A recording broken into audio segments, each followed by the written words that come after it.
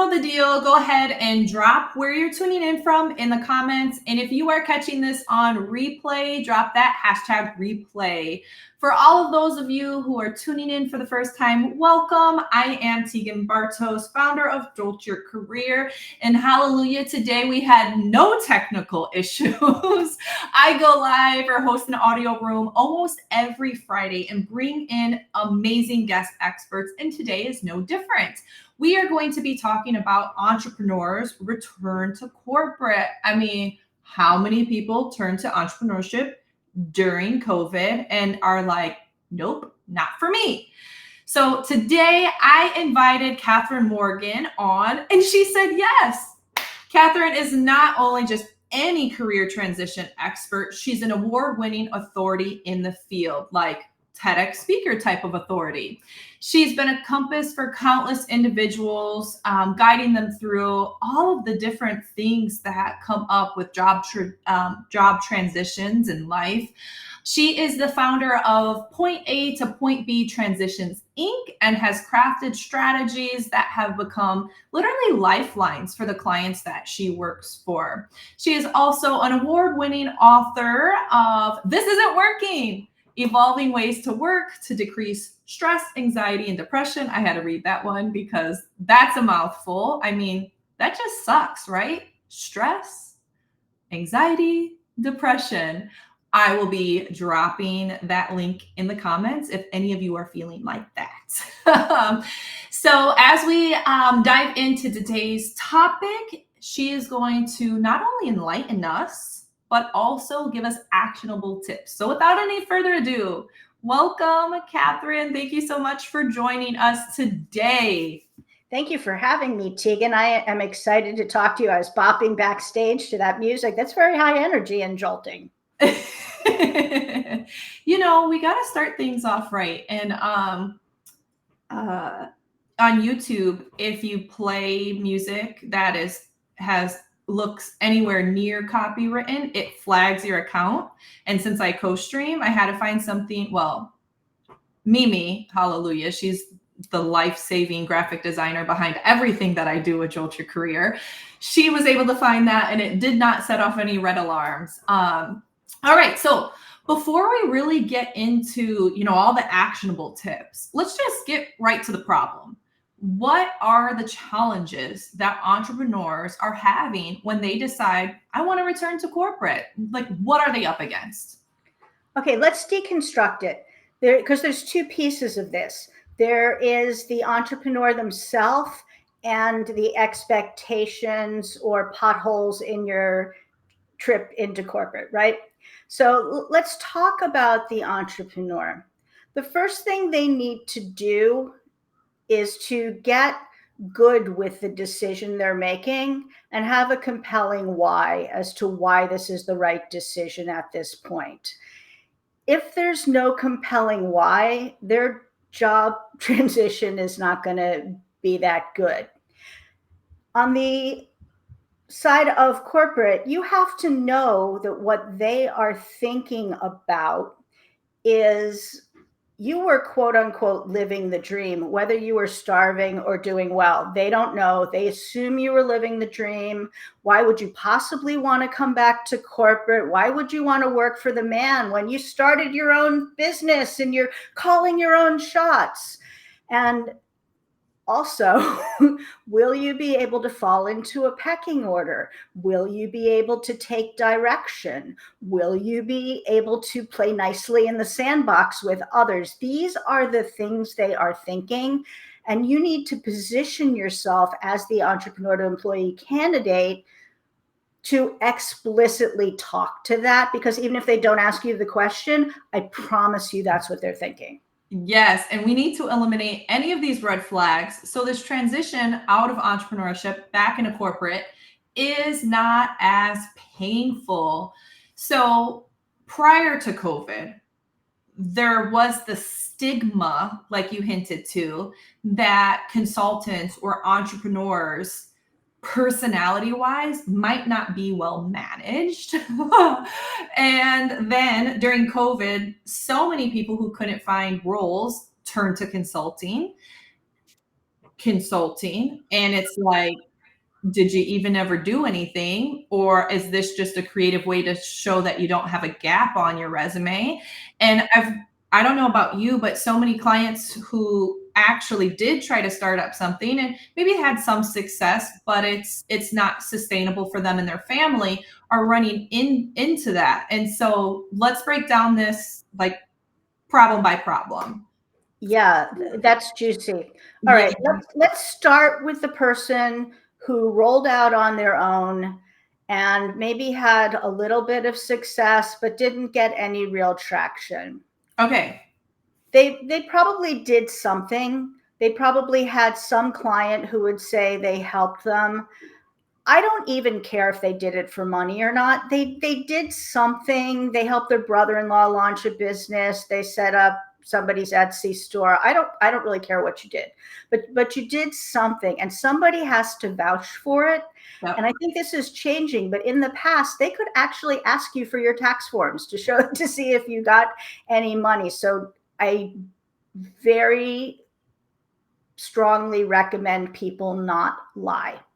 However, even if you didn't do anything or didn't have any success, you still probably put up some social media profiles. You still probably built a website. You still probably, or should have, worked on a go-to-market strategy and a business plan. So you did something. Like, think about the skills that you did. If it was an abject failure, just own it. And yeah, so you can learn a lot from that too.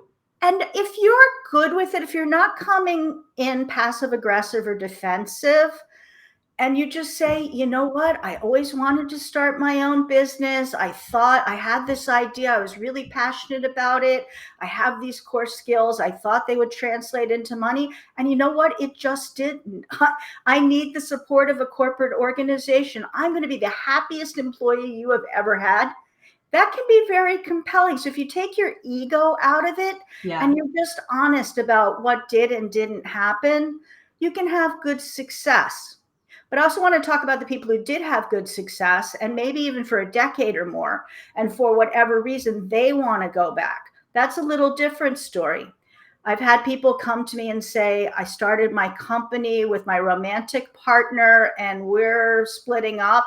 And consequently, we're splitting up the business. How do I talk about that? And I say, okay, your romantic relationship is nobody's business. That you have a difference in opinion with the co-founder in the way you think the business should move forward and they're buying you out, pretty simple story. Take your romantic relationship out of it.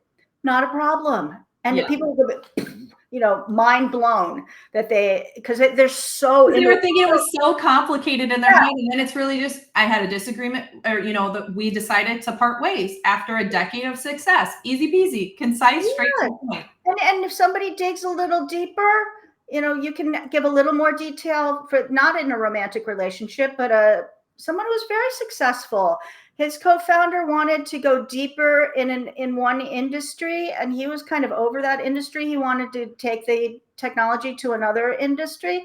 They just had a difference of opinion. So they, had the partner bought him out, and he's like on his own. But it's just not that interesting a story. If you give, or meaning it doesn't have to hold you back. It's an interesting story, but I try and get people that get so emotionally attached to this story of my catastrophic failure after 13, my business was thriving. Then the market changed, and, we're selling off our ovens and whatever. Like, just make the facts right and correct, because everything's verifiable, but tell it with no emotion, like it's just a story. You're not damaged, you didn't steal anything, you're ready to go back to work. People who are emotionally charged, not just entrepreneurs, anybody who is being interviewed for a role, when they are emotionally charged in the negative way, the hiring team feels it and it raises a red flag. And so there is no shame in whatever your story it is. I mean, think about how many convicted felons find jobs. They reform themselves, they're on the right path, they upskilled, they're dedicated to having a different future. I mean, anybody's story, it's your story, it's how you craft it. And it's difficult when emotions are raw and when you need a paycheck to not. But that is definitely where I see a lot of people misstepping in the interview process, let alone even the clarity. Because if the emotions are still that raw, it's hard to find that clarity, that what you said, your why. Like, what is your story? What is your why now? It's hard to find that clarity when you're still so angry at whatever happened or hurt by what happened. Yeah. Talk about specific whys.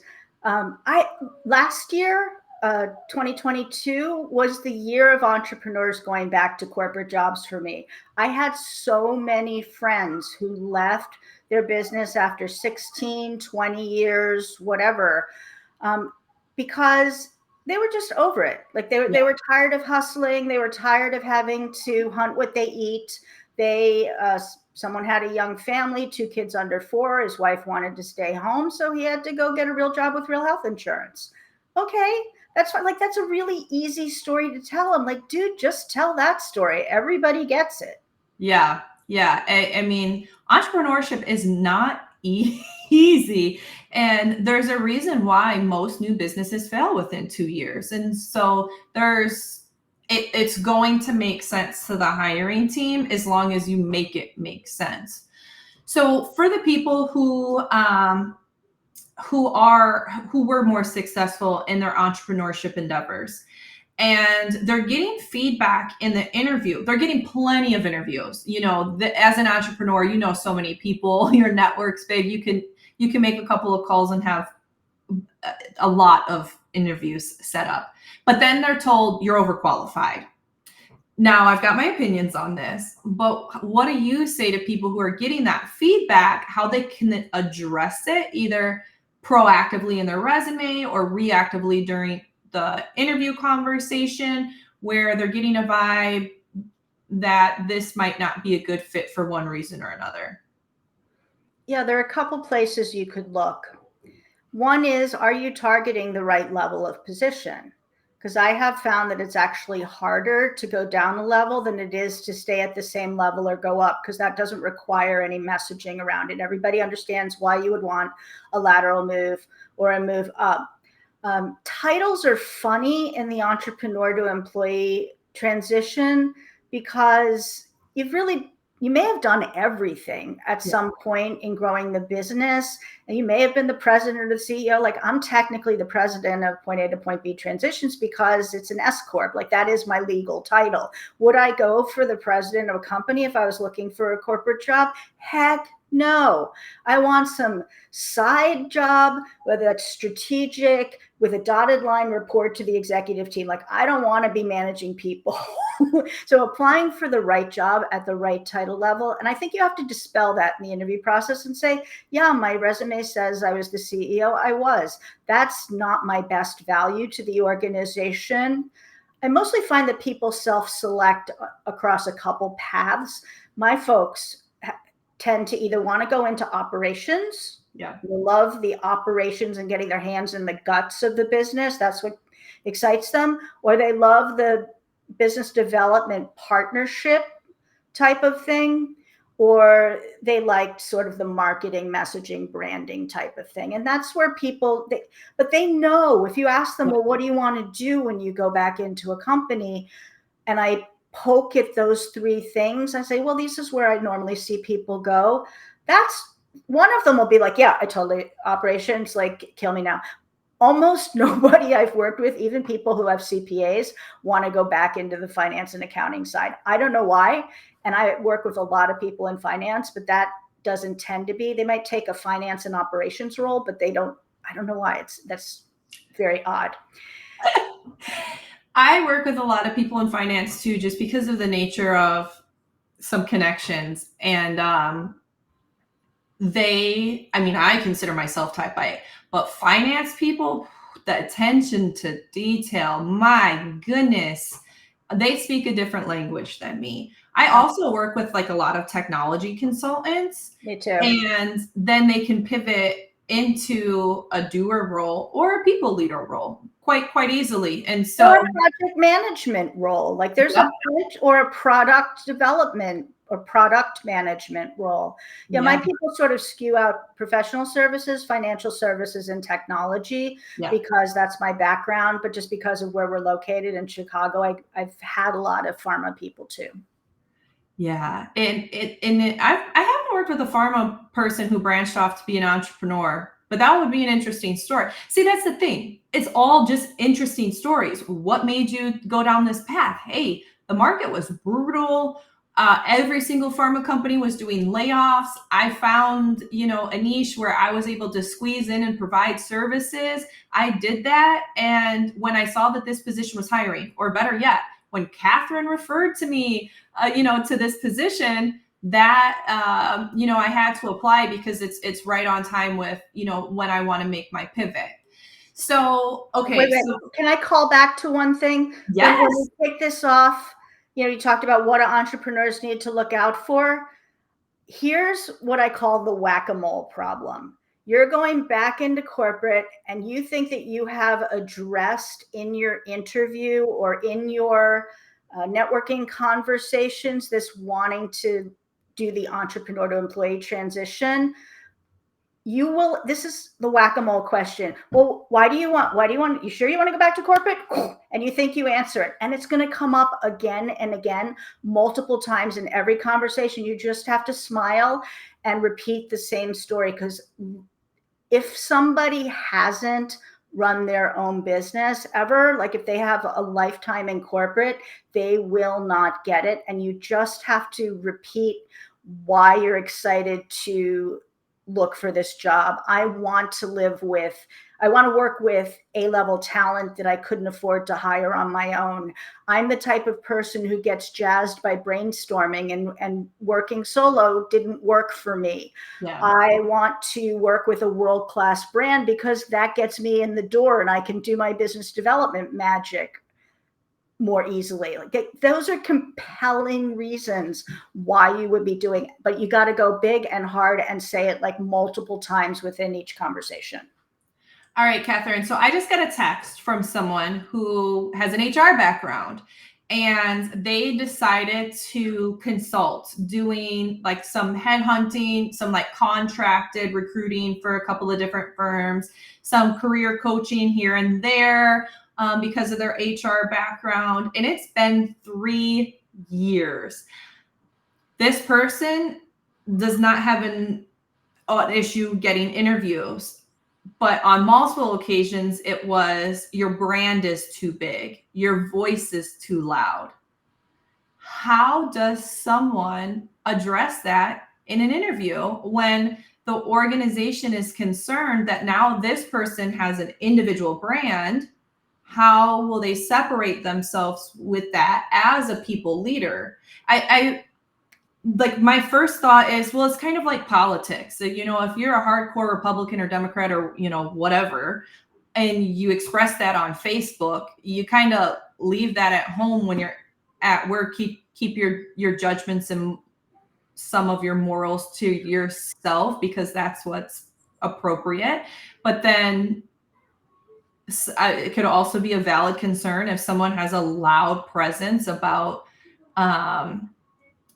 how they feel about different, workplace initiatives like return to work, etc. And then they're applying to these roles. Then Either applying to the wrong companies or the wrong roles is where I'd first poke around, because if the corporate culture is one of, we've always done things this way, that's not going to work for that person. And you can try and tone it down through an interview and even get a job offer, but 6 months in, you feel like you're in a too tight jacket, and you leave, because that's what happens. You leave within 6 weeks or 6 months is what I find. I used to think corporate culture was nonsense. It's something HR and marketing made up, but I was completely wrong on that. And corporate culture, affinity, are these my people? Do they do business the way I want to do business? Can I bring my big, bold self to work? a company that respects big, bold, opinionated people would be a great fit. They're all going to be people like you. Yeah. The other thing is, if you're an advocate for changing the way HR works in corporate, and please tell me you are and go do something about it, go work for a company that's trying to change the way that HR functions, because sorry, HR people, but nobody trusts HR. And nobody really likes you either. So there's a lot of work to be done, if only around the PR of the HR function and what it does within an organization. Yes, target HR, people operations types of roles versus compliance factory, smack you on the hand type of roles. All right, so this brings me to, let's face it, not a lot of people are going to feel comfortable asking sensitive questions like that. That's why we're going to get these privately and not in the comments, because it's personal and it can be sometimes a sensitive topic about making this type of transition and some of the challenges that there are. It can feel awful. There's grief involved. You're leaving your baby. You poured your heart and soul and hours. I mean, it's hard, and there is a grieving process, and there's anger, and there's sadness, and there's shame, and there's all sorts of stuff buried in there. Especially for solopreneurs. Like, my goal is to eventually be the least important person in my business. That's not the case right now, but that is one day the goal. And when you are a solopreneur, or if you have a small team like me, it is your baby, and it feels, it's a lot. So what's the best way to people to get in touch with you? My website is point A to point B, transitions.com. I will make sure to get that in the comments as well. And then tell us a little bit about who should be reading This Isn't Working. If you have been through a bad business breakup, if you have been through a painful layoff, if you have been in career transition for a long time, if you are doing this entrepreneur to employee transition, it is a lifesaver. If you're also spending a lot of your time going, what the heck is going on in the world of work right now? I have some super helpful techniques to keep the stress and anxiety at bay. Hallelujah. Okay, I just got one more text. And this person says that they started their career off as a Big Four consultant and left because of like family obligations during COVID. And they're like a jack of all trades: technology integrations, operational improvements, etc. And they can't figure out what they want to do next in corporate because the roles that they're seeing are boxed in. They're staying in a lane versus being able to do a lot. And so for an entrepreneur who is a jack of all trades, how can they figure out or pinpoint some tricks to deciding what direction they may want to go, how to get that clarity? Okay. My personal opinion is that generalists will rule the earth. The rate of change of business and technology and market shifts is so fast that even if you were a quote unquote expert in something, that becomes irrelevant in 6 to 18 months. So that embrace it as your superpower. And remember, companies are running very lean. They're trying to do more with fewer people. If you are the person who can contribute in multiple ways, go big and bold with that. Do not let them box you in, because you will be the candidate to beat if you can figure out how to plug your multiple skills into what this company needs. And the third thing might be to target smaller companies where you're less apt to be boxed in with rigid job descriptions, and take something knowing that, you know, maybe you can evolve the position, especially a new position. Because often if you're applying for a new position within an organization, you may actually have a better idea about how this should be spec'd out or what the roles and responsibilities should be. And don't be afraid to come in with a point of view that skews it to what you actually want to be doing and what your best skills are. I love that answer. Yeah, big companies tend to box people in. I do not know why so many people feel like it's a step down to go to a smaller mid-sized company. I understand startups That's because the there's so bulk much of risk. employers, by the way. What is it? Yes. 96% of employers in the US are small to mid-sized businesses. Yep. And yet you only see Fang or Mang or, like those types of ambitions. And it's just that doesn't work for everybody. All right. So we have a couple minutes left. So, Catherine, right now, where are you seeing the market in terms of embracing entrepreneurs' return to corporate? Okay, so here's the funny thing. The clients I'm working with, the job descriptions they send me, you always see we want an entrepreneurial mindset. We want a proven self-starter who can navigate chaos and ambiguity and who can work across functions, blah, blah, blah. I'm sure you see this with your clients. Yeah, all of those keyword. Okay, so why not hire a real entrepreneur who is comfortable in ambiguity, who has had to navigate across all sorts of functions and potentially industries? It's perfect. So you might have to just poke them a little bit and say, well, actually, you're looking for me. This this is my That's sweet a cover spot. letter right there. Hey, you're looking for me. I am uniquely qualified for this position because have an entrepreneurial mindset. In fact, I've been working for myself for 6 years. And once again, don't forget to put in, if there's some reason why you're going back and it's appropriate to put in a cover letter, address it. Like, just take that off the table so you're not an immediate screen out. But it's happening less and less, Teegan. I actually think we'd have a very different conversation if we time travel back to 2019 versus now, because 2020 and 2021 blew up all the rules. There are no rules. Yeah, I totally agree. All right, Catherine. Well, thank you so much for joining me today. For all of those of you who are tuning in, be sure to follow her on LinkedIn. And then also check out This Isn't Working. It is a fantastic read. And we will, yes! Here, go ahead and put it up on the big screen. Cheesy promo. Yes, no, not at all. Let's promote ourselves. This is exactly what we are supposed to be doing, is promoting ourselves. For all of you tuning in, promote yourself. Find out what your unique value proposition is, and let that be your brand. Let yourself be known for that, so people come to you with opportunities. That's goals right there. Be magnetic. I agree. Be magnetic for the opportunities that you are looking for. Retrofit yourself, your messaging, your best skills that you put forward to be magnetic for what you want to attract. Love it. All right, guys. Catherine, thank you for joining me, and everybody tuning in. We will see you next week. Thank you, Teegan.